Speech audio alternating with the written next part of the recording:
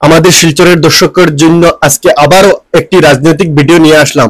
আপনারা সবই জানেন যে গণতান্ত্রিক উৎসব আসতেছে, আর বেশি দেরি নয়, 2026 এসে গেছে এবং গণতান্ত্রিক উৎসবের মহল শুরু হয়ে গেছে। তো আমরা বর্তমানে দেখতে পাচ্ছি সব থেকে মজার রাজনীতি হচ্ছে সোনাই সমষ্টি এবং এই সোনাই সমষ্টিতে বর্তমানে আমরা দেখতে পাচ্ছি দুজন প্রার্থী, যেমন আমাদের বর্তমান বিধায়ক এবং প্রাক্তন বিধায়ক, তার সঙ্গে আরো নতুন প্রার্থী কারা আসবে আপনারা এখনো অবধি জানেন না, কিন্তু আমরা আজকে নতুন একজন প্রার্থীর সঙ্গে সাক্ষাৎ করতে নিয়ে আসতেছি যে আপনারা আমাদের ভিডিওর সঙ্গে থাকবেন এবং ওনার পরিচয় আপনাদেরকে আমরা করিয়ে দিতেছি এবং ওনার জীবন সম্বন্ধে কিছু জেনে নিয়ে ভিডিওতে আপনারা সঙ্গে থাকবেন। আর দেখুন, চলো ভিডিওটি দেরি না করে স্টার্ট করি। দর্শকের কাছে আমি দোয়া এবং আশীর্বাদ কামনা করি যে সবাই আমার লাগি দোয়া করবা, আশীর্বাদ দিবা, যাতে আগামী দিনে যদি আমি আপনারা ওইয়া যদি অন্তত কিছু কাজ করতাম পারি, কিছু ফাই না পাই, আমার জনজাটা বড় হইব, আমার জীবনের শেষ লক্ষ্য ওটাও। আপনি এখন যদি ধরে লাও কংগ্রেস থেকে টিকিট ফাইলিছেন বা আপনার সমর্থকরা আপনার সমর্থন করিয়া বা আপনার যে কোনো একটা কংগ্রেস থেকে অন্য একজন যদি দিলায়, আপনার যদি লাগে এই জন্য যদি টিকিট ফাইলাই, তাহলে তো আমার দেখি আর আমার সংগঠনটা আবার উইক হয়ে যেতে পারে, তাইলে আপনি একটা প্রোটেস্ট করবানি। আসসালামু আলাইকুম, নমস্কার। আজকে আমরা একজন বিশিষ্ট লোকের কাছে আইছি। আপনারা যে মানুষের লগে আমরা কথা কওয়াতে আইছি তাই একজন এক্স ক্রিকেটার, আর এক্স ক্রিকেটার হইতে খালি আমরা গল্লি গল্লা খেলা এক্স ক্রিকেটার না, তাই লগে রঞ্জি ট্রফি পর্যন্ত খেলাইয়া আইছেন, ইন্টারন্যাশনাল ট্রিপও গেছলা লগে, তাই একটা সমাজসেবীও আছেন। আর তাই বর্তমান প্রেজেন্টলি তাই আছেন কংগ্রেসের কর্মী হিসাবে, খুব অ্যাক্টিভ কর্মী।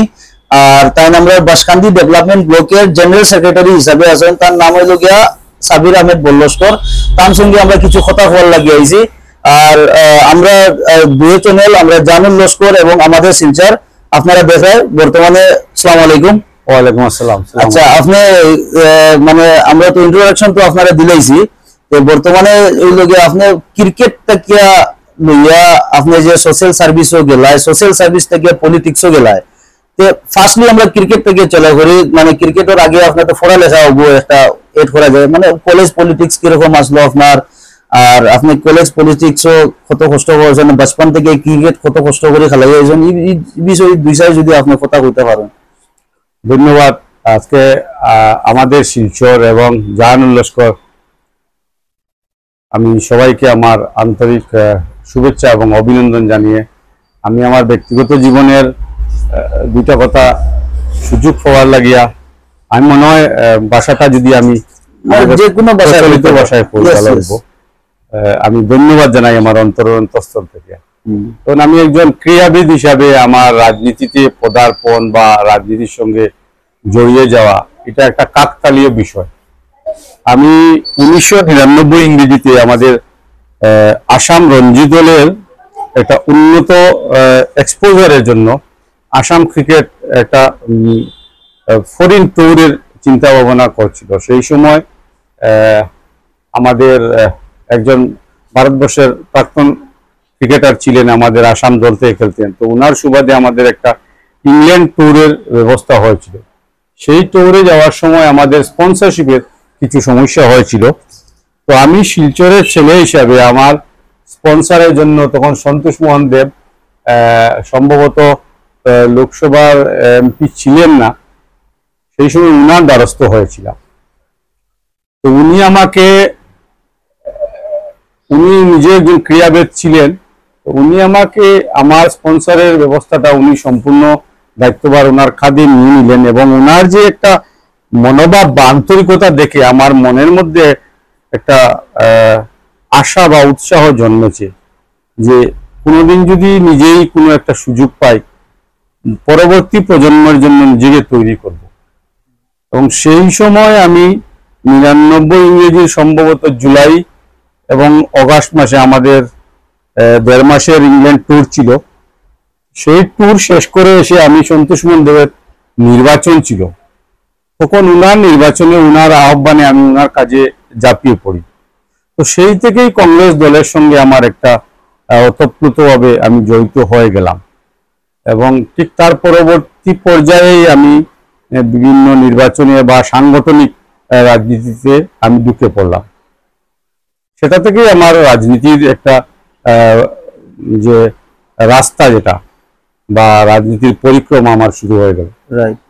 তো এখন মানে আমি নর্মালি, কারণ আমরা দর্শকে আমরা খাসা বাংলা বেশিরভাগ আমরা নর্মাল যে সিলেটি বাংলা দেখো, ওই হিসাবে আপনার কোয়েশ্চেনটা জিজ্ঞাসা প্রশ্নটা জিজ্ঞাসা যে আপনি ক্রিকেটও মানে কোন সময় থেকে আপনি যে আপনি জানলাই যে আপনি ক্রিকেটার হিসাবে আমার লাইফটা করতাম, বা এজ কত আসলে যে ফার্স্ট টাইম আপনি ক্রিকেট খেলাইছেন, আর অগুত থেকে রঞ্জি পর্যন্ত সফর যে এগুলোর বিষয়ে যদি দুই সাইড কথা যদি ইন্সপায়ার্ড হয় আমরা জানতাও যদি, তাইলে ভবিষ্যতে সবরও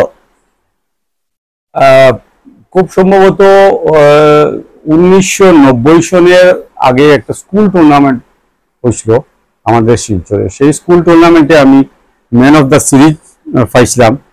সেই ম্যান অফ দ্য সিরিজ পাওয়ার পরে আন্ডার 16 জেলা ডিস্ট্রিক্ট টিমের সিলেকশন ক্যাম্প হয়েছিল।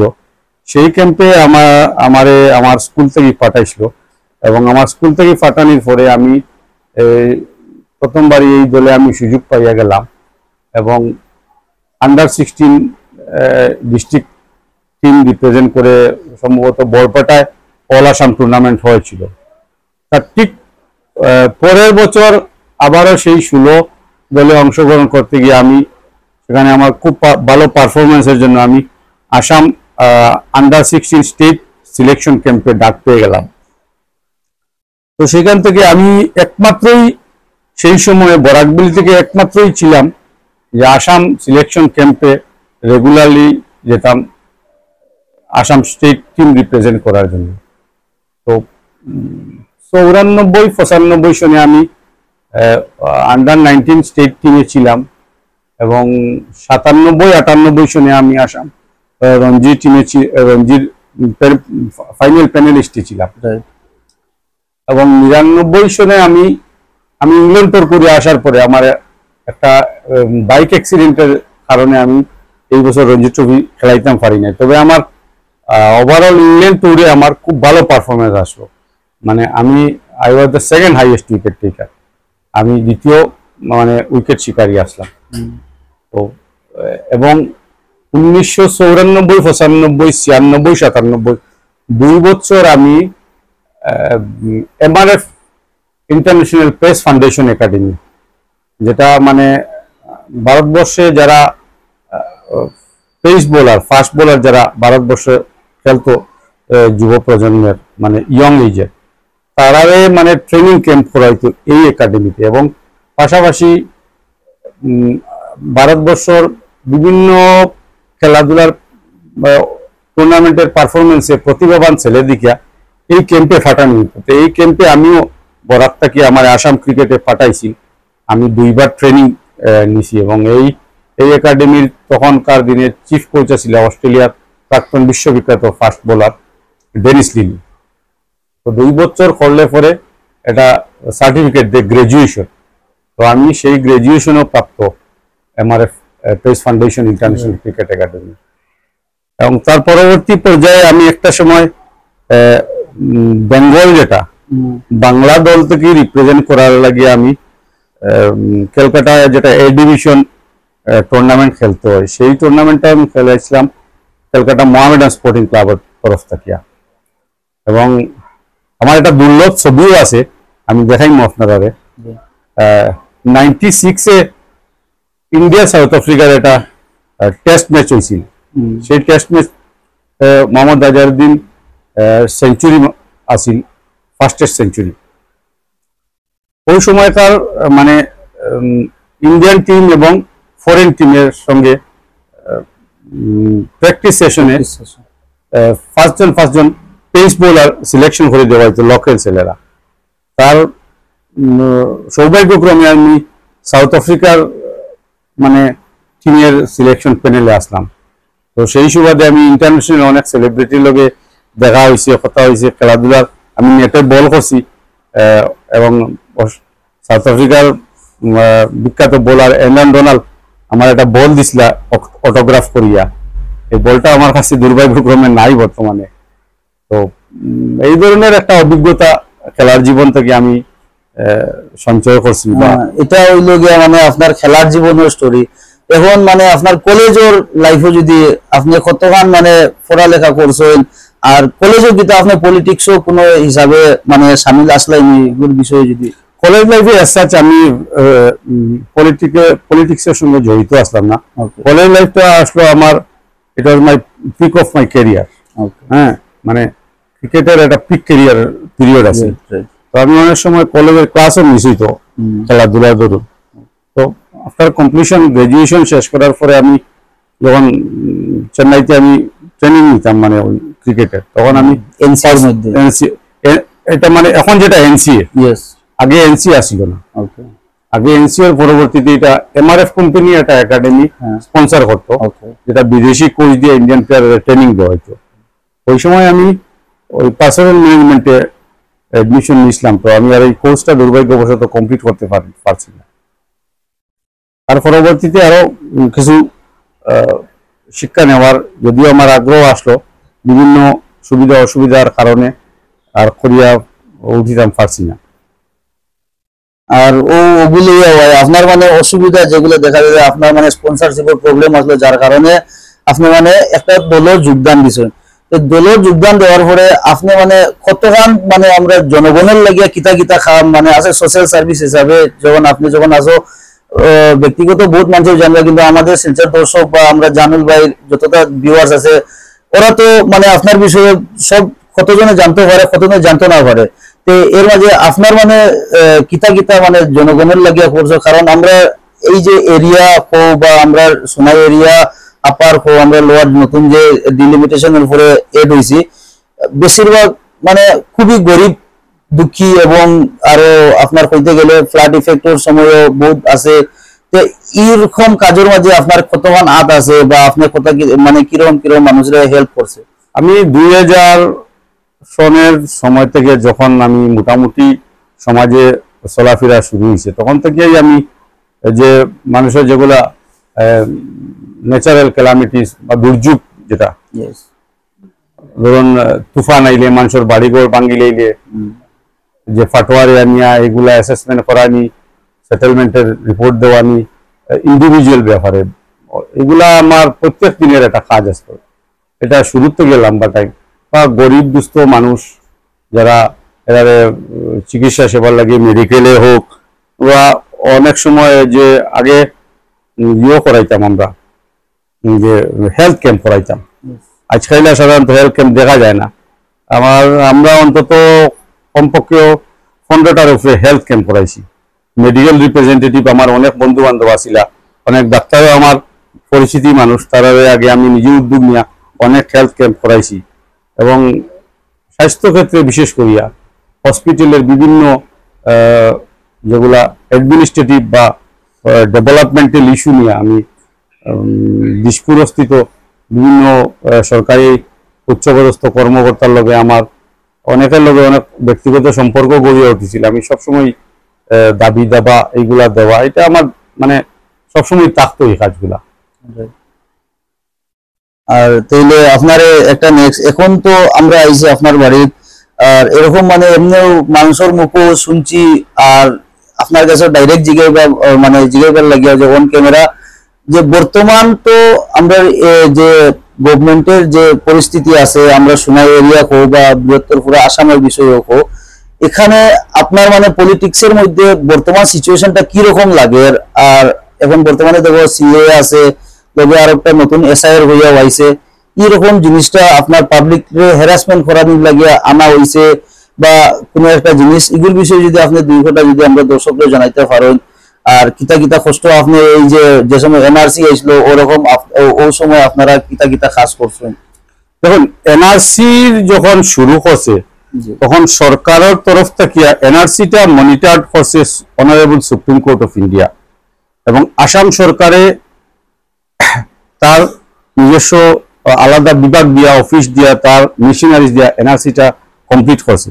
এবং এই এনআরসি শেষ করার পরে এনআরসির ড্রাফট বাইরেছে, এনআরসির ফাইনাল বাইরেছে, এনআরসির খসড়ার পরে এনআরসির ফাইনাল বাইরেছে। এবং এই এনআরসির প্রথম ড্রাফটটা বাইরের পরে কেন্দ্রীয় গৃহমন্ত্রী পার্লামেন্টও উচ্চস্বরে চিৎকার করিয়া বসলা যে আমরা প্রতিশ্রুতি দিছিলাম যে ঘুষপেটিয়ারে আমরা খুঁজাইয়া বার করবো, আমরা বার করিয়া দেখাইছি। পরবর্তী পর্যায়ে যখন দেখা গেছে যে এই এনআরসির মধ্যে প্রায় 19.5 লক্ষ ফাইনাল এনআরসিতে বাদ গেছে, তখন দেখা গেছে এই 19.5 লক্ষ এনআরসি ড্রপ আউটের মধ্যে প্রায় 11.5 লক্ষ বেঙ্গলি হিন্দু, এবং এট দ্য সেম টাইম তারা করছে কি তা সিএবি আনিয়া কানিয়া যারা পোস্ট 71 এরা সিটিজেনশিপ দেওয়ার লাগিয়া বিজেপি করছে। এগুলো একটা অনেক জটিল বিষয়, তবে মানুষের বা দর্শকের বুঝার কারণে আমি 2-4টা কথা এটারে তুলিয়া ধরতে পরিষ্কার করার লাগি।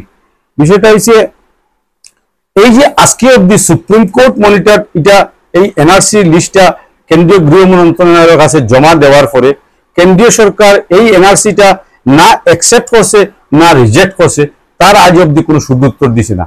But at the same time সরকার কি করছে, এনআরসির রেকর্ডটা, সিটিজেনশিপের রেকর্ডও নিছে গিয়া, এবং এই রেকর্ড আগামী 10 বছর 15 বছর পরে আজকের প্রজন্ম বা পরবর্তী প্রজন্ম বা আমাদের যারা মানে উত্তরসূরি থাকবা তাদের কি সমস্যা হইব, এটি যে মানে এটা একটা বিগ কোয়েশ্চেন।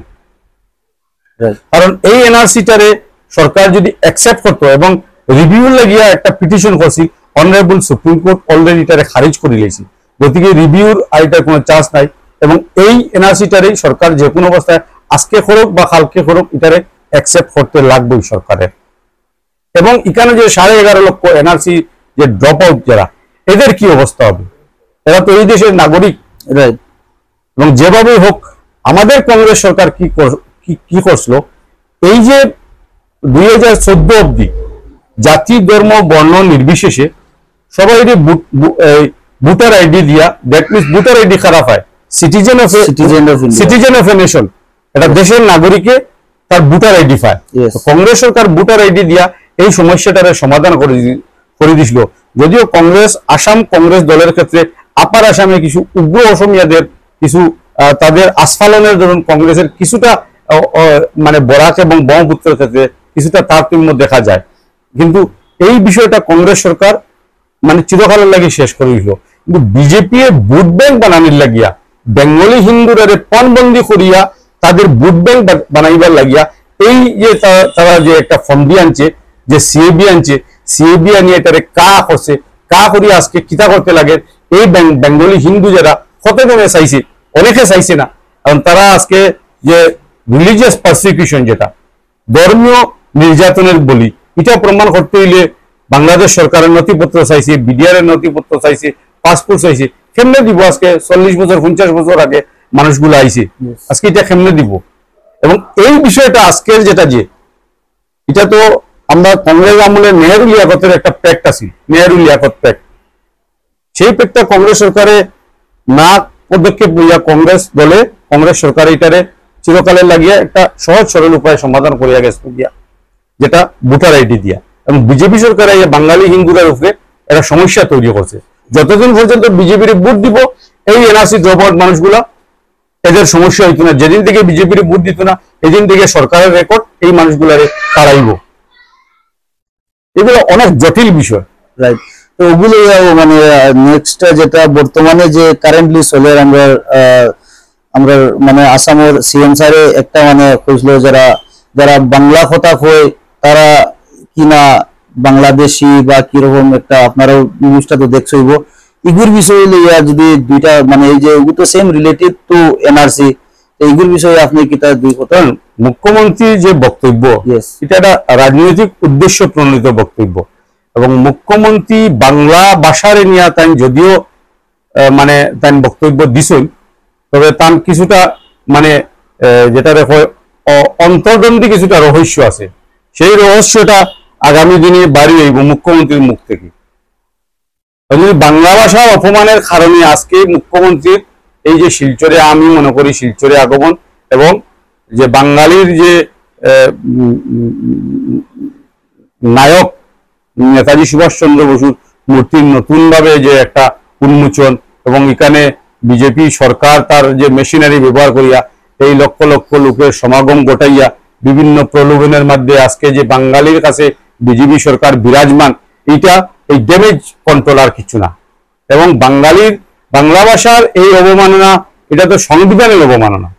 আজকে ভারতবর্ষে যেটা যেটা রাষ্ট্রসঙ্গীত, যেটা জনগণ মন অধিনা, এটা তো কবিগুরু রবীন্দ্রনাথের লেখা, আজকে বঙ্কিমচন্দ্রের বন্দে মাতরম লেখা। তা কিভাবে বাংলা ভাষার এবং মানে উপেক্ষা করা, দ্যাট মিনস সংবিধানকে উপেক্ষা করা, কিভাবে সংবিধানের শীর্ষ স্তরে এটা নির্বাচিত একজন সংবিধানের শপথ খাইয়াম একজন একজন রাজ্যের মুখ্যমন্ত্রী কিভাবে সংবিধানের বিরুদ্ধে কথা বলতে পারেন? এটা লজ্জার বিষয়। এটা মানসিক ভারসাম্য যখন মানুষের হারিয়ে যায়, গৌরব গগৈর আগমনে মানে আসামের মুখ্যমন্ত্রীর রাত্রের ঘুম হারাম হয়ে গেছে, যার কারণে মুখ্যমন্ত্রী অনেক আবুল তাবুল বয়ান বক্তৃতা দিতে প্রত্যেকদিন অহরহ দেখা যায়।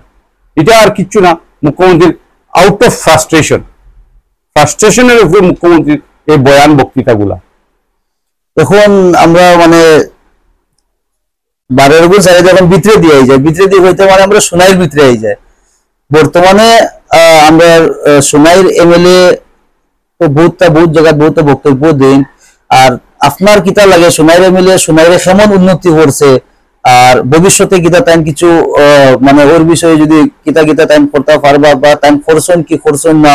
আপনারা তো অ্যাক্টিভ আছেন, অপোজিশনও আছেন, আপনারা সব দেখরা। আমি বর্তমান সোনাইয়ের এমএলএ বিষয়ে যদি দুই কথা আপনার বাংলা বিশ্বকবি রবীন্দ্রনাথ ঠাকুরে তাই গীতাঞ্জলি লিখিয়া তাই নোবেল পাইছিলা, আর বর্তমান সোনাইয়ের বিধায়কে মিথ্যা কথার উপরে তাদের একদিন আমেরিকায় নোবেল পুরস্কার দিব।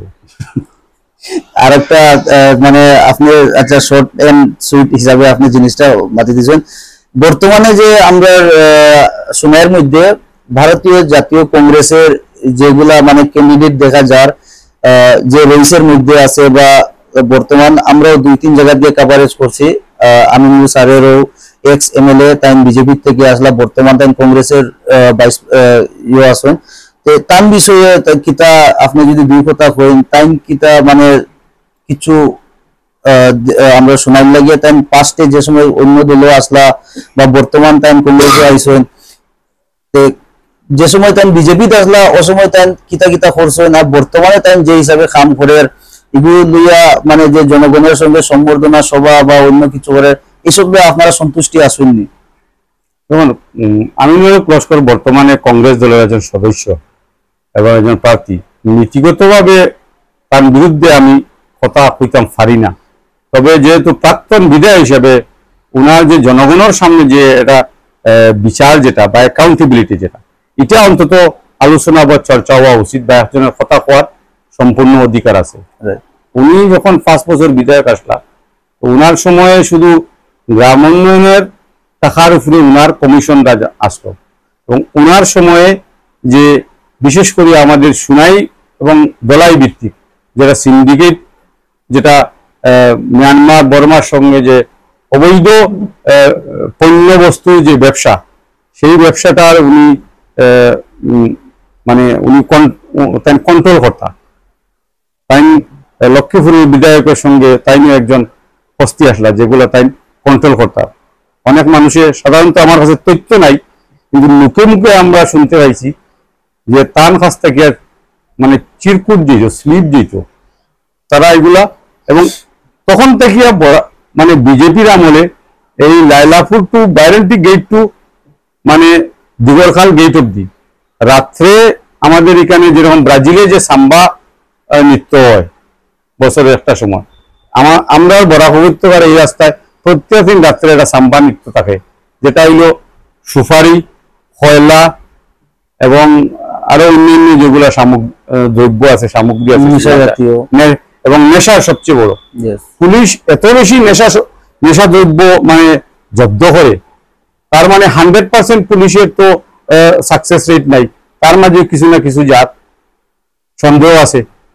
এত বেশি বাড়ছে, কারণ আগের সরকারের আমলে তো এতটা পুলিশ ধরতো না, পুলিশ তো তার মডেল ডিউটি করতো তখনই।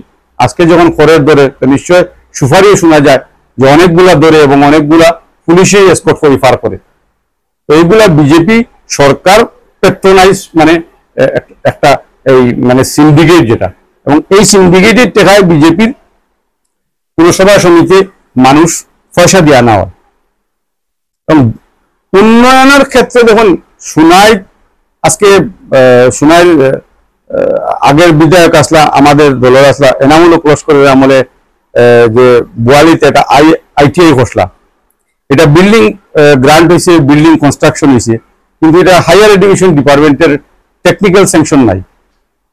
এবং এই টেকনিক্যাল স্যাংশনটা তো না থাকা অবস্থায় আমিনুলকে মারিয়া গেছি এবং করিমউদ্দিনও মারিয়া গেছি। একটা জাতি, একটা সভ্যতা খাড়া হয় এটা শিক্ষার উপরে। এবং যারা জনপ্রতিনিধির প্রথম দায়িত্ব কর্তব্য হলো শিক্ষা, স্বাস্থ্য এবং যোগাযোগ, এই তিনটি ক্ষেত্রে এখন জনপ্রতিনিধির প্রধান দায়িত্ব এবং কর্তব্য। তাদের একটা সমষ্টিবাসীর প্রতি, এলাকাবাসীর প্রতি দায়বদ্ধতা কতটুকু, তাদের পারফরমেন্সের কথা কইব। এই যে এত পিছপড়া অঞ্চল এতদিন যাবৎ এটা এত বড় ইনস্টিটিউট গড়ে ওঠার পরে সাধারণত শিক্ষা বিভাগের কাছ থেকে যে এটা টেকনিক্যাল স্যাংশন আনিয়া এই যে শিক্ষা প্রতিষ্ঠান তাদের যে চালু করা, এটার যে তাদের কোনো আজ পর্যন্ত কোনো ধরনের কোনো পদক্ষেপ দেওয়া গেল না, এটা সরাসরি ব্যর্থতা ছাড়া আর কিছু না। এবং পাশাপাশি যে সুনাই পূর্বাঞ্চলের যে একটা কৃষিভূমি, বিরাট বিস্তরের যে কৃষিভূমি, সেই কৃষিভূমিগুলো আজকের দিনে যে 50 বছর আগে যে ক্ষেত হইতো আজকের দিনেও সেই ক্ষেত হয়। এবং মানুষে 3 লাখ টাকা ক্ষেত খরচা করলে তার দান পায় 2 লাখ টাকা, মানুষ গাটার থাকে, ডেফিসিটও থাকে।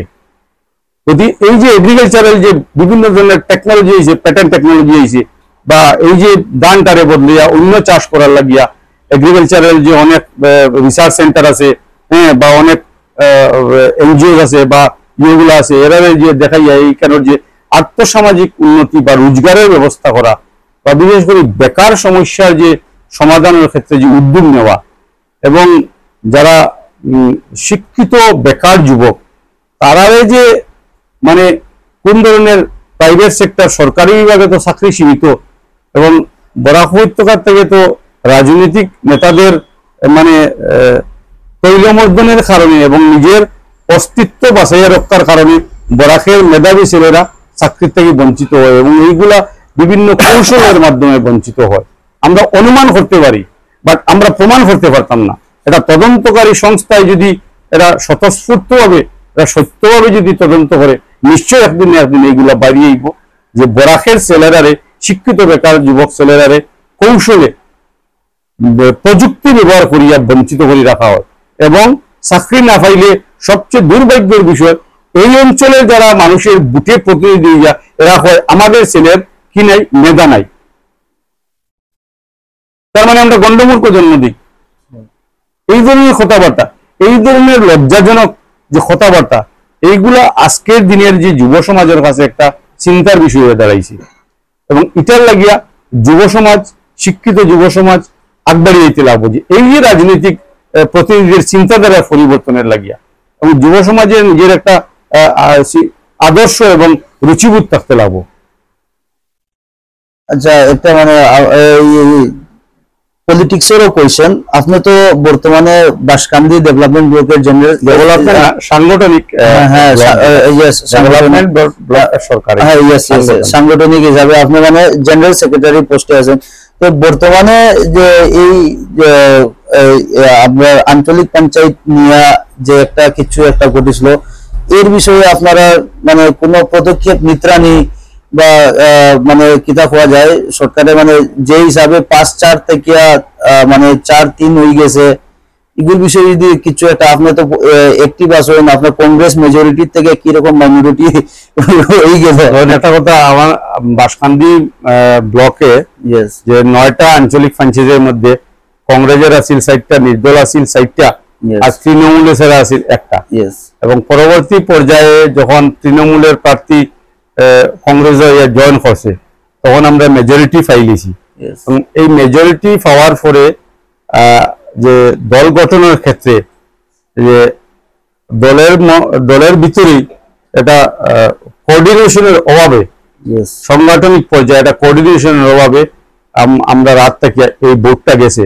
এবং এই কোঅর্ডিনেশনের অভাবটা গোটার পিছনে এটা একটা আর্টিফিশিয়াল মানে মিসকোঅর্ডিনেশন, যেটা কৃত্রিম ভাবে এটা একটা ক্রাইসিস বা এটা সরকারি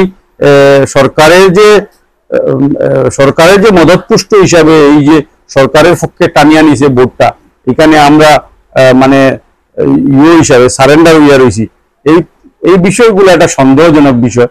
এটা দলীয় পর্যায়ে একটা তদন্ত চলে, তার সত্যতাটা একদিন নিশ্চয় বাড়ি হইব, আইডিয়া পরে নিশ্চয় সব জানতে পারবা। তবে এটা একটা দুর্ভাগ্যজনক বিষয়, আমরা মেজরিটি থাকার পরেও আমরা ভোট গঠন করতে পারছি না। এটা নিশ্চয় আগামী দিনে তার সত্যতাটা বাড়িয়ে আইব। আপনার তো বাক্কা জিনিস হয়ে গেছে, আমি ডাইরেক্ট আপনার জিজ্ঞাসা, আপনি কি তা এবার মানে কংগ্রেস থেকে টিকিট দাবি করতেন? আমি দাবি করা আর জনগণের আহ্বান দুইটা জিনিস। সাধারণত অনেকদিন থেকে কংগ্রেস করছি, মনের মধ্যে একটা আশা থাকে যে জনগণের সেবা করার লাগিয়া যদি একটু ক্ষমতা বা বিধানসভার ভিতরে যাওয়া যায়, তো মানুষের যেগুলো সমস্যা, এই সমস্যাগুলো উপযুক্ত জায়গায় হলো speaker of the house, speaker of the হাউসের কাছে অন্তত দাবিটা তুলিয়া রাখলে মানুষের দায়বদ্ধতাটা প্রমাণিত হয়। এটা হলো মূল জায়গা। রাস্তাঘাটে খোয়া আর অ্যাসেম্বলির স্পিকারের সামনে খোয়া, এটা রেকর্ডে যায় যে জনগণের ভোট দিয়েছিল একটা মানুষে, এই মানুষটা কি কাজ করছে, এলাকার প্রতি দায়বদ্ধতাটা কতটুকু ছিল। তো এই আশাটা নিশ্চয় আছে, এবং অনেক মানুষেরও সাংগঠনিক পর্যায়ে, সামাজিক পর্যায়ে, আত্মীয় স্বজন, অনেক মানুষের দাবি আবদার আছে যে এবার প্রার্থিত্ব। ওই জিনিসটা মানে আপনি কইবার আগে আমি আপনার জিজ্ঞাসা জিনিসটা, আপনি যদি কংগ্রেসের টিকিট যদি দাবি করেন, তাহলে আপনার পার্টির থেকে মানে আপনার কাছে সমর্থক কেমন আছে, আর আপনার এরিয়ার মধ্যে মানে কিরকম আপনার মানে যে আপনি যে টিকিট দাবি করতে এগুলো মানে জনগণের কেমন আপনার মানে সাথ আছে? মানুষ তো যখন অনেক মানুষ সাংগঠনিক ভাবে প্রায় প্রত্যেকটি মানুষই আমার পর আপনি একটু আগবাড়ুন, আমরা আপনার লগে আছি, এবং অনেক মানুষই আমার পক্ষে দলের বিভিন্ন পর্যায়ে আমার দেওয়ার লাগিয়া, প্রার্থিত্ব দেওয়ার লাগিয়া, একদম দিল্লির অবজারভার থেকে লইয়া আমাদের স্টেটের অনারেবল প্রেসিডেন্ট গৌরব গগৈজি এবং অনেকের কাছে আমার বিষয়ে অনেকে অলরেডি দাবি আবদার রাখরা, এবং কইছেন আগামী দিনে আমার লাগি দাবি আবদার রাখবা। এবং আমি আমার ব্যক্তিগতভাবে যে মানুষের সাহায্য এবং সহযোগিতায় আমি এই দাবিটা মানে শক্তিশালী করার লাগিয়া বা সফল করার লাগিয়া আমি আমার মতো কাজ করিয়া যাইয়া। বাকিটা হইল নসিবের ব্যাপার, যদি নসিবে থাকে, আল্লাহর যদি হুকুম থাকে, নিশ্চয় একদিন ইনশাআল্লাহ শুধু সোনাইবাসী না, একজন প্রতিনিধি বিধানসভাত গেলে পুরা রাজ্যবাসীর যদি করার ক্ষমতা থাকে, করার মানসিকতা থাকে, member of A legislative assembly তো রাজ্যর, গোটা রাজ্য। আজকে আসামে অনেক সমস্যা আছে, আমরা বিশেষ করিয়া সংখ্যালঘু মানুষ এই দেশে লাঞ্ছিত, বঞ্চিত, নিপীড়িত, এবং বর্তমান অবস্থায় যে বিজেপি গভর্নমেন্টের ওয়ার এগেইনস্ট, মানে কনস্টিটিউশনাল ওয়ার এগেইনস্ট মুসলিম, এটা চলে। এই সরকার যে দেশের রোজগারের ব্যবস্থার দিকে মানে চোখ না দিয়া প্রত্যেকটা দিন একটা নতুন নতুন কৌশল কিভাবে সংখ্যালঘুর একটা বিপদী করা যায়, ব্যতিব্যস্ত করা যায়, ভোট পোলারাইজেশন করানি, যে মুসলমানের বিরুদ্ধে হঠাৎ দেখবা এমন ধরনের একটা স্টেটমেন্ট। কিছুদিন আগে দেখলাম মুখ্যমন্ত্রীর একটা স্টেটমেন্ট বড় দুর্ভাগ্যজনক, যে শুট এট সাইট ধুবড়ি ডিস্ট্রিক্টে। অন্তত আমার জানা নেই ভারতবর্ষ কোনোদিন অন্তত মুসলমান মানুষ যে হিন্দুদের ধর্ম বা উদযাপনের ক্ষেত্রে কোনোদিন ব্যাঘাত ঘটাইছে। বরঞ্চ আমরা হিন্দুদের উৎসব পার্বণে আমরা অনেক সাহায্য সহযোগিতা আগবাড়িয়ে থাকি, এবং তাদের সঙ্গে আমাদের অনেক যুগ আগের থেকে মানে বাপ দাদা 14 পুরুষ থেকে আমরা একটা সম্পর্ক। এই যে সম্পর্কের মাঝখানে একটা বিভাজন সৃষ্টি করাইয়া, যে পোলারাইজ করাইয়া বিজেপি শুধু এটা রাজত্ব কায়েম করিয়া শাসন করতে চায়, এটাই বিজেপির একমাত্র মূল উদ্দেশ্য। আচ্ছা, একটা ওখান থেকে মানে আমি আপনার একটা, আমরা বর্তমান লিডার অফ অপোজিশনে যে এসআইআর লইয়া যে একটা ভোট চুরির মাত লইয়া যে বিহারে যে হিসাবে চলে, আর ইন্ডিয়া গঠবন্ধন যে হিসাবে যুক্ত হয়েছে, যদি ধরিলাও আমরা এই যে সোনাই কনস্টিটুয়েন্সির মধ্যে যদি ইন্ডিয়া গঠবন্ধন মানে কংগ্রেস না উঠে যদি অন্য কোনো দলে দেওয়া হয় তাহলে কি তা আপনারা সমর্থন করবেন? না, আমরা একটা কথা আছে, আমরা অলরেডি আমরা আমরা দলের উদ্বোধন পর্যায়ে আমরা ইয়ে করছি। এখন একটা কথা, আসামের মধ্যে প্রেস্টিজিয়াস কনস্টিটিউয়েন্সি, সম্মানজনক কনস্টিটিউয়েন্সি হাতে গোনা 4-5টা। তার মধ্যে তিতাবর একটা কনস্টিটিউয়েন্সি যেটা তরুণ গগৈ আছিল, নাজিরা এটার থেকে স্বর্গীয় হিতেশ শইকীয়া আসিলা, বা বহরমপুর সমষ্টির থেকে এরা প্রফুল্ল মহন্ত, বা বর্তমান আসামের মুখ্যমন্ত্রী জালুকবাড়ি সমষ্টি থেকে। ঠিক তদ্রুপ বরাক উপত্যকার মধ্যে একটা প্রেস্টিজিয়াস সমষ্টি বা সম্মানজনক সমষ্টি যেটা সোনাই সমষ্টি, যেহেতু এটা মনিলক চৌধুরীর জন্মভূমি, কর্মভূমি, এবং সোনাই থেকে তার রাজনৈতিক জীবনের উত্থান এবং আবির্ভাব, এটা একটা সম্মানীয় সমষ্টি। এবং এই কংগ্রেসের দুর্ভাগ্যজনক ভাবে সাংগঠনিক কিছু দুর্বলতার কারণে কোনো শক্তিশালী প্রার্থী, শক্তিশালী প্রতিদ্বন্দ্বিতা না দেওয়ার কারণে কংগ্রেস দল যে ইউডিএফ-এর ক্যান্ডিডেট দিতে লাগছিল বা দিছিল 2021-এ, এবং এই প্রতিনিধি পরবর্তী দিনে তাই যে এথিক্স, যেটা যে রাজধর্ম পালন করছেন না, তাই শুধু ব্যস্ত আসলা যে বিজেপি সরকারের বিভিন্ন চক্রান্ত কৌশলের তাই একজন অংশীদার আসলা, যার কারণে আজকের দিনে তার মুখ্যমন্ত্রীর ঘনিষ্ঠতা তার মানুষে হইয়া বেড়ায়, বা তাই নিজেও ফোন বা তাই তারে ফলাও করেন যে তাই মুখ্যমন্ত্রীর ঘনিষ্ঠ। আরে এবার তুমি এটা বিরোধী দলের নেতা, তোমার ঘনিষ্ঠতা হওয়ার কারণ কি? তুমি তো সবসময় ওনার সঙ্গে রাজনৈতিক বৈরিতা থাকার কথা, তুমি তো তাদের সবসময় ভুলটা করে দিতে। যখন 2 বছর আগে গরুকুটির সরকার ভারতীয় নাগরিকরা উচ্ছেদ করলো, তখন প্রতিবাদ করতে গিয়া একটা মানুষ মারা গেল, তখন এই প্রতিবাদকারী একজন মানুষের একটা লাশের উপরে যখন একটা ঐতিহাসিক সাংবাদিক যখন লাফাইল, সেই সময় তুমি কইলে যে আসামের বিখ্যাত মুখ্যমন্ত্রী। তোমার কাজ তো মুখ্যমন্ত্রী তৈলমর্দন করা না, তোমার কাজ মুখ্যমন্ত্রী বুলডে তুলে ধরা, তুমি নিপীড়িত, লাঞ্ছিত, বঞ্চিত মানুষের তুমি লড়াই করা। প্রয়োজনীয় এই বরাক ভূমির মাটি থেকে ভাষা আন্দোলনে লাগিয়া গোলাম উসমানী এবং তারাপদ ভট্টাচার্য এরা বিধায়ক পদ, মন্ত্রিত্ব পদ তারা ত্যাগ করলা। আজকে এই মিনিট থেকে তাকিয়া এই ধরনের যে মানসিকতার চরিত্র, এটা আজকের যুব সমাজের কাছে, আজকের বরাকবাসীর কাছে একটা মানে দুর্ভাগ্যের বিষয়, আর কিছু না। এই ধরনের যদি থাকে, এই ধরনের যদি আমাদের প্রতিনিধিত্ব যদি থাকে, বরাকের বিশেষ কিছু আমাদের লাভ হইতো না। আচ্ছা, এগুলো আপনার আর একটা মানে জিনিসটা হইলো, আপনি এখন যদি ধরে নাও কংগ্রেস থেকে টিকিট ফাইল দিছেন, বা আপনার সমর্থকরা আপনার সমর্থন করিয়া, বা আপনার যে কোনো একটা মানে কংগ্রেস থেকে অন্য একজন যদি দিলায়, আপনার যদি লাগে এই জন্য যদি টিকিট ফাইলাই, তাইলে তো মানে আমার মানে দেখি আর আমার সংগঠনটা আবার উইক হয়ে যেতে পারে, তাইলে আপনি কি প্রোটেস্ট করবানি? ডেফিনেটলি আমরা তো একটা দাবি আছে যে আমরা কংগ্রেস দলের, শুধু আমি না, অনেক মানুষ আছেন, পুরানা মানুষ, অনেক দিন থাকিয়া কংগ্রেস দলের দুর্দিনও কষ্ট করিয়া দল দে ঠিকাইয়া ধরে রাখছেন, সংগঠনকে মজবুত করতে অনেক মানুষ আছেন, কম বয়সের আছেন, মধ্যম বয়সের আছেন, পুরানা মানুষ দেখিয়া যারা আদর্শগত কংগ্রেস, সুবিধাবাদী মানুষ না, যাদের দমনীতে মানে ধর্ম নিরপেক্ষতা, secularism in the true sense যাদের দমনীতে আছে, এই সমস্ত মানুষ যদি দিয়ে আমি যদি নাও পাই, আমি আমার মনে আমি দুর্ভাগ্যবান হইয়া আমি আমার মনে সান্ত্বনা দিলেই আমার উয়ামা যে প্রতিনিধিত্ব হওয়াটা, নিজের মনের উয়ামাটা পূরণ করা মূল কথাটা নয়। কথাটা হচ্ছে মানুষের কাজ হওয়াটা দিয়ে বড় কথা, মানুষের নিরাপত্তা, মানুষের উন্নয়ন, মানুষের রোজগারের ব্যবস্থা, জনগণের উন্নয়নের ব্যবস্থা, জনগণের রোজগারের ব্যবস্থা, জনগণের স্বার্থে প্রতিনিধি। সেই সংবিধান, এটা আমরা এই সংবিধান যেটা পাইছি, যে ব্যবস্থাটা পাইছি, এটা আমরা এমনি পাইছি না, আমরা 200 বছর ব্রিটিশের বিরুদ্ধে আমরা লড়াই করিয়া এই একটা ব্যবস্থা পাইছি। এবং এই ব্যবস্থাটারে আজকের দিনে মিসরিপ্রেজেন্টেশন, ক্ষমতা সর্বস্ব রাজনীতি, টাকা কামানির মেশিন, যারা প্রতিনিধি হয় এরা ভাবিয়া যায় এটা দরিয়ানে যে আমার জীবনে এটা নসিবি একটা মৌকা হয়েছে যে আমি ধনী হওয়ার, এবং অনেকটা এই জনগণের বুটে ধনী হইয়া জনগণের টাকা লুটপাট করিয়া আবার হিসাব দিন যে 50 লাখ 1 কোটি টাকা মাসিক আয়।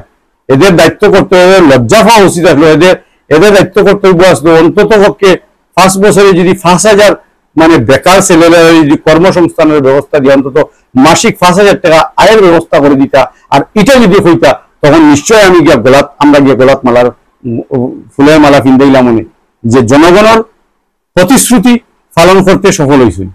জনগণের প্রতিশ্রুতি এবং জনগণের প্রতি দেওয়া আশ্বাস এবং জনগণের প্রতি দায়বদ্ধতাটায় এটা দুলিচ্ছাত করা, এটা প্রতারণা ছাড়া আর কিচ্ছু না। এরা প্রতারক। এই সমস্ত কাজে যারা লিপ্ত থাকে এরা প্রতারক।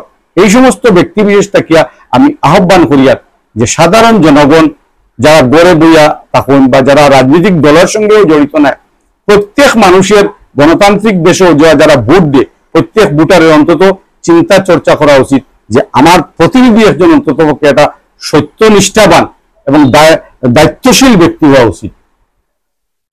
এখন মানে বর্তমানে যে কংগ্রেসের পরিস্থিতি আছে এগুলো তো ধরিল মানে মরা অবস্থায় আছে, ধরিল আমি এগুলো লুকাইল আপনার যে এগুলো তো সবার সামনেও আছে। তো আপনারা কিরকম কিতা খাস করবাই বা এরকম পাবলিকরে কিরকম মানে ইনফ্লুয়েন্স করবাই যে আমরা আপনারা লাগিয়ে আসি, আপনারা লাগিয়ে দাঁড়াইনু, আপনারা উন্নতির লেগে তখন এরকম বর্তমানে আপনারা খাম খাস জনতারে মানে বিশ্বাস কিরকম দেওয়া হবে বর্তমানে যে পরিস্থিতিটা মানে চেঞ্জ করবার লাগে কিরকম আপনারা মানে এই আন্দোলনটা চালাই যারা বা অ্যাওয়ারনেসটা কিরকম মানে পাবলিকের সঙ্গে কানেকশনটা আপনারা কিরকম বর্তমানে? যেমন একটা কথা, কংগ্রেস সরকারের আমলে যে সরকারি যেগুলো চাকরি হয়েছিল বিশেষ করে টেটের ক্ষেত্রে প্রায় 1 লক্ষর উপরে টেট চাকরি হয়েছিল এবং হেলথ বিভাগে অনেক বড় মাপের চাকরি হয়েছিল, ট্রান্সপোর্টে হয়েছিল, ফরেস্টে হয়েছিল, পুলিশে হয়েছিল। বরাক ব্রহ্মপুত্র বৈয়াম প্রত্যেক জাতি ধর্ম বর্ণ মিলাইয়া নির্বিশেষে তরুণ গগৈয়ে দিয়া গেছেন। বরাকর বেশিরভাগ ছেলেরাই পাইছে। আজকের দিনে বিশেষ করিয়া বরাকের ছেলেরা তো একদম নগণ্য ছেলেরা চাকরি পায় এবং যেগুলা সরকারি প্রকল্প আজকে সবগুলা কর্পোরেট হাউসে আছে গেছে। দেখবা যে কতটা ডিপার্টমেন্ট আছে যেগুলা ডিপার্টমেন্টে কোনো কাজকর্ম নাই, সব বড় বড় কোম্পানির হাতে, ছোটখাটো ঠিকাদার নাই, ঠিকাদারের ব্যবসা নাই। প্রায় 22,000 কোটি না 30,000 কোটি টাকা ঠিকাদারের এই সরকারের বকেয়া দেওয়ার আছে। জীবন জ্যোতি জল জীবন মিশন যেটা জেজেএম তো এতটা স্কিম করছে, ম্যাক্সিমাম 90% স্কিম মানে নন ফাংশনাল ইয়ে পড়েছে, জল যায় না, ফাইভেদি জল বাইরে না, ঠিকাদাররা ইয়ে পাইছে না। মানুষের যে যতগুলো প্রকল্প নিছে কোনো একটা প্রকল্প কোনো একটা স্কিম সাকসেস নাই, নতুন কোনো ধরনের স্কিম নাই। ন্যাশনাল হাইওয়েজ কিছুটা হইতেছে, এগুলা লং প্রসেস হইয়া যার এগুলার কোনো আমাদের ইস্ট করিডোর যেটা মহাসড়ক যেটা এটা আজকে কত বছর থেকে গিয়া বাজপেয়ীর আমলে শুরু হয়েছে, কংগ্রেসের আমলে বনচিল ভাঙ্গিয়া গেছে গিয়া, আবার নতুন করে প্রকল্প দিয়া তাদের যে পিরিয়ড যেটা এই পিরিয়ড ফাইরিয়ে গেছে এবং ইন্ডিভিজুয়াল বেনিফিশিয়ারি স্কিম গুলা বিজেপি করে গীতা ডাইরেক্ট টাকা দেয় প্রত্যেক মাসে 1200 টাকা দেয় আর বিদ্যুতের ইউনিট বাড়ার 2 টাকার সিঙ্গারের ট্যাবলেট 15 টাকা হয়েছে। সাধারণ মানুষে বুঝে না। আজকে আপনি দুধ কিনলে দুধও 12% আপনি ট্যাক্স দিতেছেন। আজকে চাউল কিনলে চাউলও দিতেছেন আপনি 12% ট্যাক্স।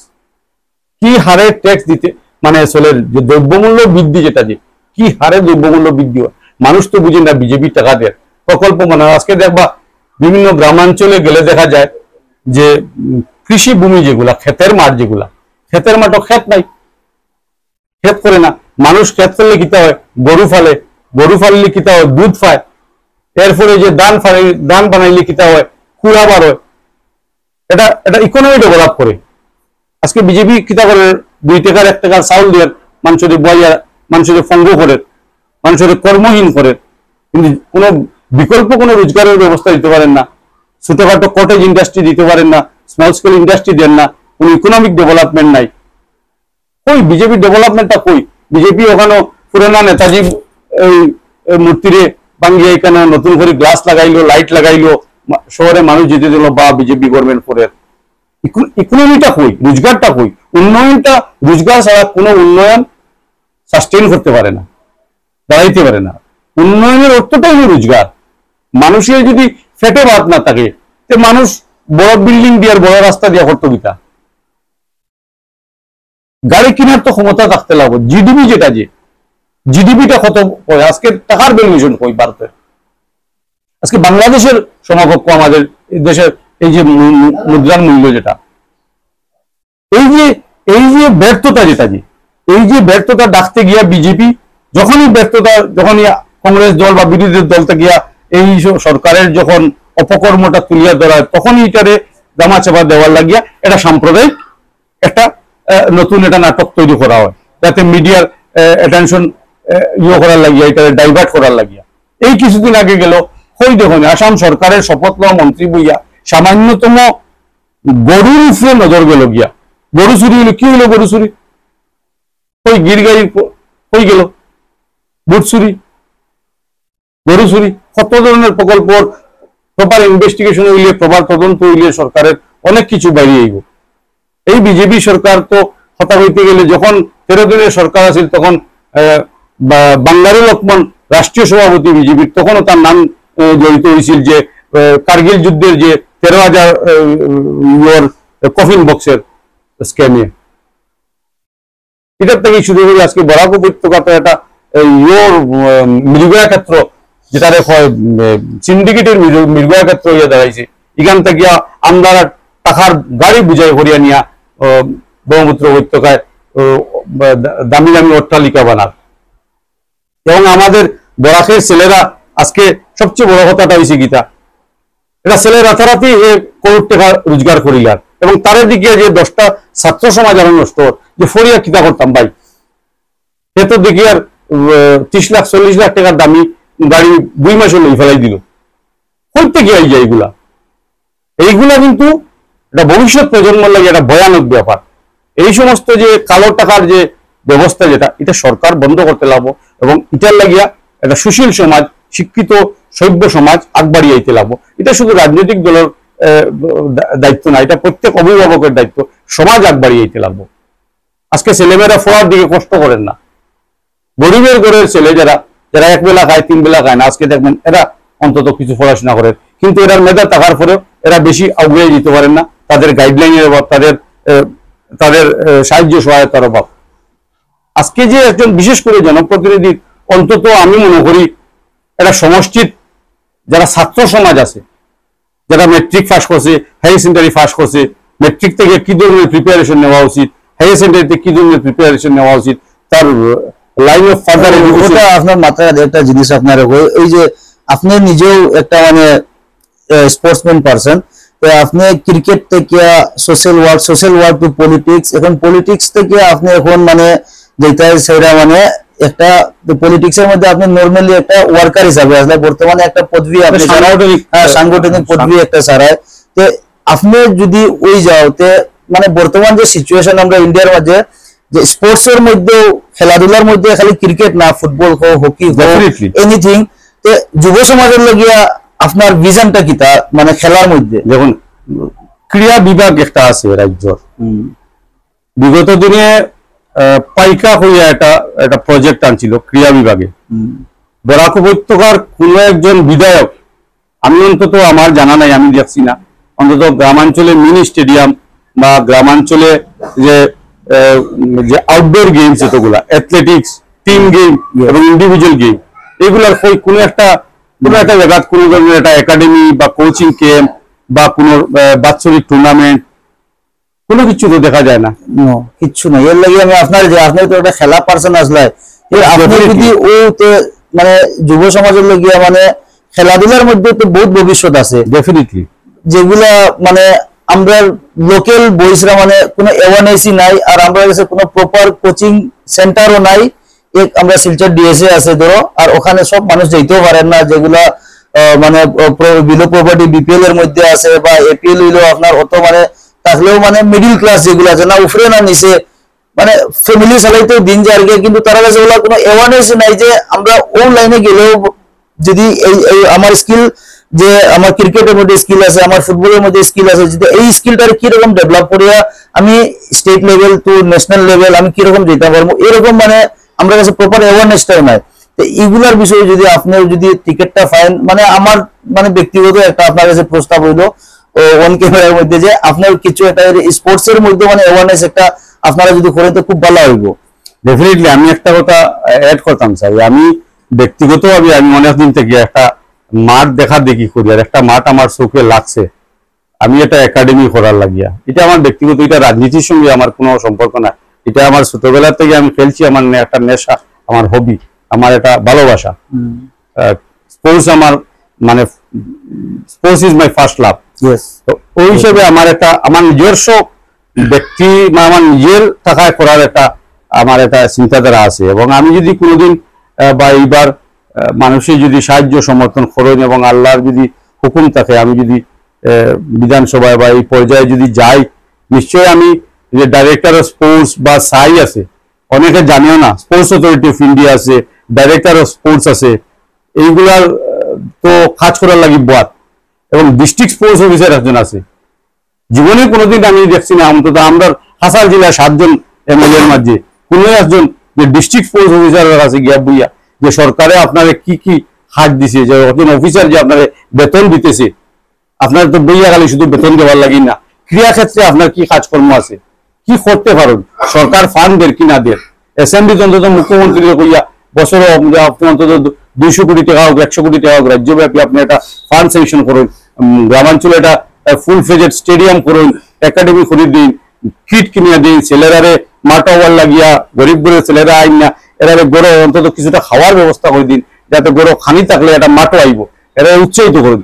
150 কোটির দেশ হইয়া আজকে আমরা বিশ্ব ফুটবল তো নাই, একটা টিম গেম লইয়া আছি ক্রিকেট লইয়া, আর ইন্ডিভিজুয়াল অ্যাথলেটিক গেম তো নাই আমরা। সমাজও যত ক্রিয়া যত আইব আগবাড়িয়া, সমাজের যে প্রীতি সম্প্রীতি এবং ভাতৃত্ববোধটা অত মজবুত হইব। এটা একটা প্রমাণিত জিনিস যে ক্রিয়াই একটি মাত্র ব্যবস্থা যেটা সমাজে ভাতৃত্ববোধটা মজবুত করিয়া তুলে। এবং প্রত্যেক মানুষেরও একটা নিজের দায়বদ্ধতা থাকা উচিত যে সমাজের লাগিয়ে অন্তত করা এক জিনিস, কিন্তু চর্চা করা একটা জিনিস।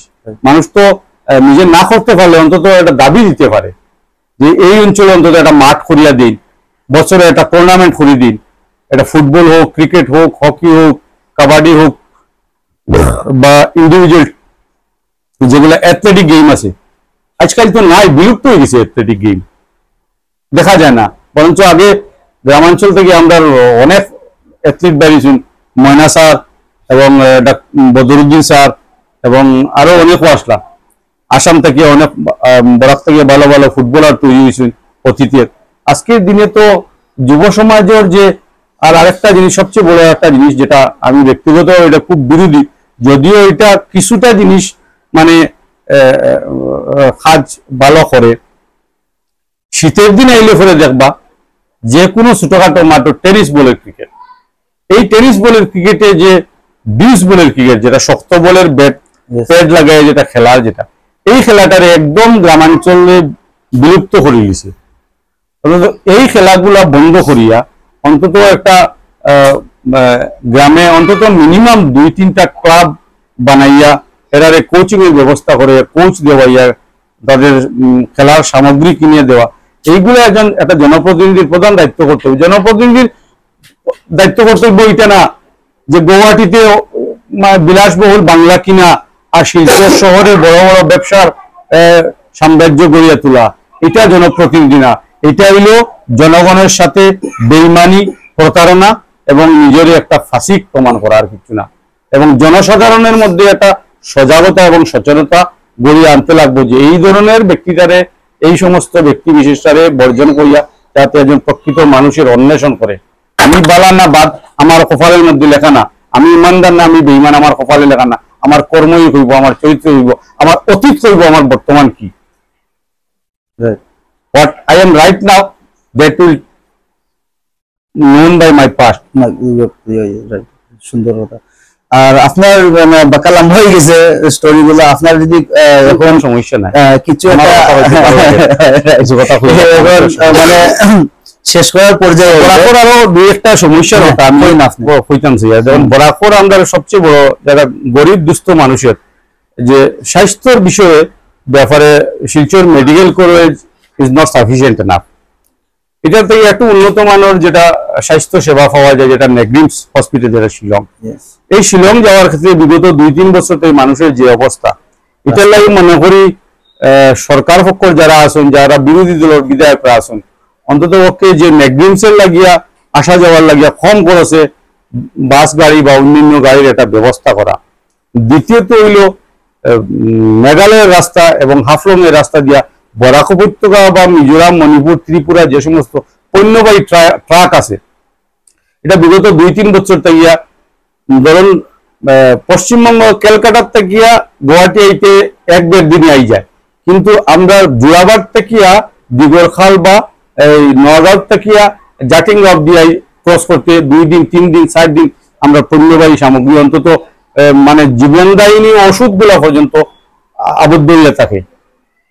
এই সমস্ত বিষয় নিয়ে আমিও ব্যক্তিগতভাবে অনেক যোগাযোগ বা অনেক দাবি আবদার করছি এবং অনেক মিডিয়ার সাথে যোগাযোগ করছি এই বিষয়গুলো তুলিয়া ধরা লাগে, যার কারণে বরাক উপত্যকার পণ্য সামগ্রীর মূল্য মানে তুলনামূলক অনেক বেশি হয় এবং অনেক পণ্য সামগ্রীর গুণগত মানও হ্রাস পায়। এইগুলো লাগিয়ে আর এবং আমাদের রাস্তাঘাট যেটা যে মেঘালয় এবং এই রাস্তাঘাট অতি দ্রুতসত্তর যে সারিয়া তোলার লাগিয়া বরাকবাসী কিন্তু আমাদের প্রতিনিধিকে তাকাইয়া আছে। রাইট। আর আমরা আশা করি আপনাদের সঙ্গে কথা করে মানে আমরা দর্শকেরও খুব ভালো লাগবো। আর আশা করি আর আপনি যেরকম কথা বলছেন আমরা সঙ্গে আমাদের শিলচরের দর্শক আর জামিল ভাইয়ের দর্শক সবার ভালো লাগবো। আর আশা করি এই যে আমরা পডকাস্টিংটা শেষ করি।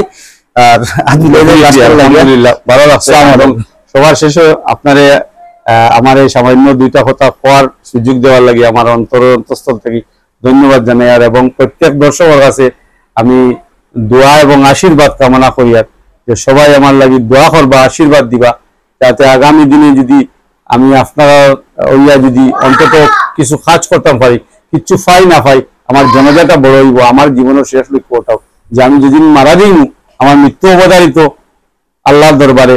আমি এটা চাই না যে আমার 10টা বিল্ডিং হইতো আর করোড় করোড় টাকা আমার ছেলেমেয়েরা রাখিয়ে দিতাম আর এরা ডাক এডিক্ট হইতো। আমি এটা চাই না, আমার ছেলে কষ্ট করিয়া এটা নিজের জীবন গড়ুক। আমি এটা চাই যে মানুষের ভালোবাসা কুড়াইতাম চাই আর আমার মানে জনজাটা যে বড় হয় আমার কর্মে, আমার এটাই আমার সবচেয়ে বড় দাবি, যেটা যে আমি যদি কাজ করি নিশ্চয় মানুষ আমার জনজাতে খাড়া হইব। আমার জীবনের এটাই শেষ দাবি। ঠিক আছে, আলহামদুলিল্লাহ।